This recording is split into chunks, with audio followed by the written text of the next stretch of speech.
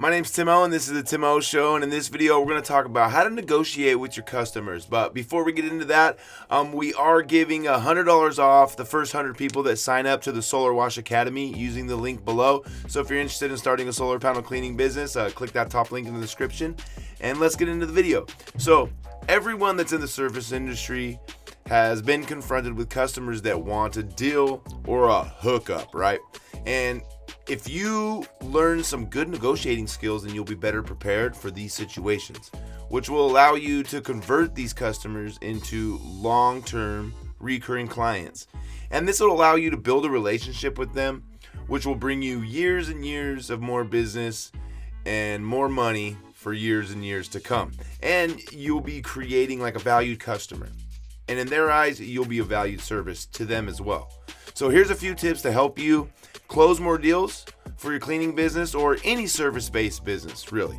So number one is keep in mind that they brought you to do a job. So what you need to do is you need to listen to their needs. And once you do that, then you can ask the right questions and then you listen again. Because if you just go babble on about the technical aspects of your job, they might be left feeling more confused and no closer to having the problem solved than before you arrived. So listen carefully. That way you're able to ask the right questions, and then you're able to listen carefully to those answers, which will allow you to provide a valuable service to them, thus creating, a long-term client, recurring customer. Because with solar panel cleaning, it's a recurring service, which is great. You want to build those relationships with those people.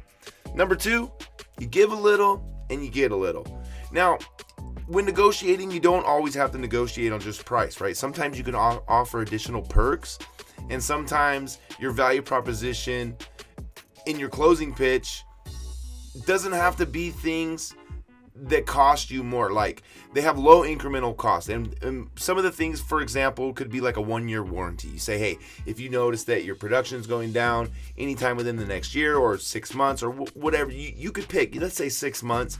If you notice that you have a dramatic decrease in production within 6 months, call us back and we'll go ahead and touch up your panels. But the likelihood of you really going back and doing that is very slim to none. Or you could offer, like, say, a referral plan, which can incentivize them choosing you over the other guys. Offer them to get 5 of their neighbors on board with your service, or 5 of their friends and family on board with your service, and they can earn a free cleaning. But keep in mind, like, not everyone is a salesperson, and offering additional concessions and perks can really differentiate you from competition and have low incremental cost to your overhead. Overhead is obviously the number one thing that we got to counteract when you're running a business, right?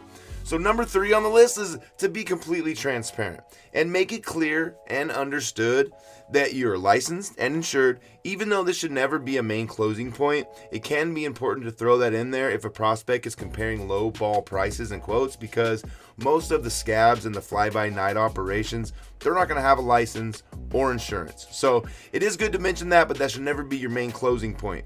Now, you can go into your process, overhead, technique, safety precautions, and taxes, etc., in an attempt to defend your price. But really, you're not there to do that. You're there to solve a problem and make it clear that you have high-value propositions. Some of your high-value propositions can be things like schedule accommodations, for instance, like getting it done over the weekend, or maybe at a time when they're not home. Make sure that they understand that your goal is to satisfy them, because you want to earn their trust. In a perfect world, we never have to negotiate, but in the real world, we're going to have to be prepared, because negotiating comes with the territory. And it doesn't always have to mean more work for less money. It means offering more value. Some customers might require a price break, but that's for you to determine. And in the end, you're striving to build a lifelong recurring customer, and without negotiating skills, you could potentially leave tens or even hundreds of thousands of dollars on the table for the other guys. So keep in mind that when negotiating, it comes with the territory. Just get yourself a little more prepared. Offer some perks. Be transparent, and keep in mind that you're there to solve a problem for them. So keep in mind, before you guys go, if you guys are interested, use the Solar1 code at checkout for the Solar Academy. Top link in the description below. And I'll see you guys in the next video. Peace.